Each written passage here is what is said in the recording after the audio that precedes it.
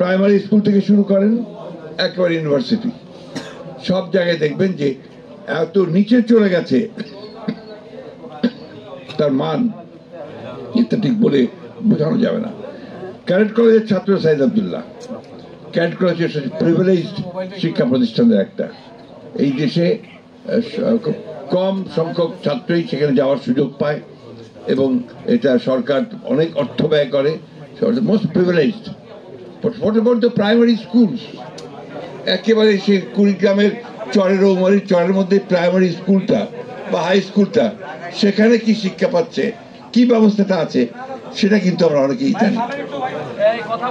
অসংখ্য স্কুল তৈরি হয়েছে আপনার বিভিন্ন এমপিও ভুক্তি করে, এবং কলেজ তৈরি হয়েছে উইথ অনার্স অ্যান্ড মাস্টার্স, যেখানে আপনার কোন শিক্ষক নেই, সেখানে আপনার অনার্স করে বসে আছে। দিনাজপুর গভর্নমেন্ট কলেজে যাওয়ার কিছুদিন আগে আমার সুযোগ হয়েছিল। আমার চাকরি জীবনের শুরুতে আমি দিনাজপুর গভর্নমেন্ট কলেজে কাজ করেছিলাম। সেখানে একটা ডিপার্টমেন্ট আছে, অ্যাকাউন্টেন্সি ডিপার্টমেন্ট, যার মাত্র একজন শিক্ষক, অনার্স আছে, মাস্টার্স আছে, only one teacher। এখন আপনারা বলুন যে এই কলেজগুলোর কি প্রয়োজন আছে? সবাই আর্টস পড়ে, বিএ আর্টস বেশিরভাগ, এবং আপনার যে কমার্স খুব কম ছাত্র পড়ে আজকাল, সায়েন্স তো পড়েই না প্রায়। তাহলে এই যে শুধুমাত্র জেনারেল এডুকেশনে বিএ পাস করাচ্ছেন, তাদেরকে দিয়ে আপনি কি করবেন? তাদের প্রয়োজনটা কি?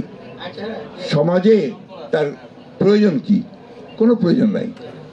এবং যার ফলে দেখা যাবে যে তার পুরো শিক্ষাটাই ব্যর্থ হয়েছে। এর মধ্যে কি হয়, ছেলেকে লেখাপড়া শেখানোর জন্য বা মেয়েকে লেখাপড়া শেখানোর জন্য ওই বৃদ্ধ মা তার জমিটুকু শেষ জমিটুকু বিক্রি করে ছেলেকে পাঠিয়ে দেন ঢাকায় পড়ার জন্য।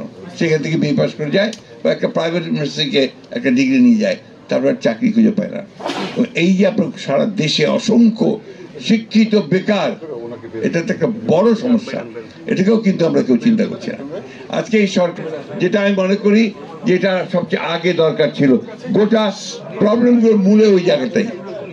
আমি যদি আমার যদি শিক্ষাটাই ঠিক না হয়, জ্ঞান যদি আমার না থাকে, তাহলে আমি কি দিতে পারবো বা কি নিতে পারবো, বা সমাজে কোন পরিবর্তনটা আমি আনতে পারবো, আমি নিজের পরিবারের জন্য বা কি পরিবর্তন আনতে পারবো। আপনারা দেখুন মেডিকেল কলেজগুলোতে পরীক্ষার রেজাল্ট কালকে বেরিয়েছে বোধ হয়, তাই না? এবং এতগুলো ছেলে পরীক্ষা দিয়েছে, তার মধ্যে কয়েকটা মাত্র 5,500 ছেলে বোধ হয় সুযোগ পেয়েছে বিভিন্ন আপনার সরকারি আপনার মেডিকেল কলেজগুলোতে পড়ার জন্য। বাকিরা কি করবে?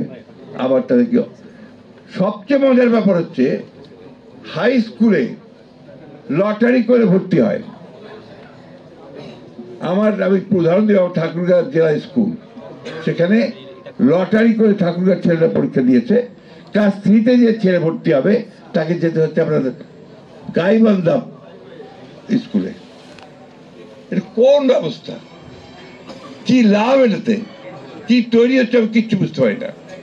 এই যে একটা আমি বলবো উন্মাদনা চলছে শিক্ষাক্ষেত্রে, এটার তো আপনার কেউ কোনোদিন এটা দৃষ্টিও দিচ্ছে না, কথাও বলছে না, এবং এটাকে পরিবর্তন করার জন্য কোনো চেষ্টা করা হচ্ছে না। এখানে যেহেতু আপনার কোনো নির্দিষ্ট বিষয়ে আলোচনা হচ্ছে না, আলোচনা বিভিন্ন খাতে যাবেই, এটা খুব স্বাভাবিক ব্যাপার।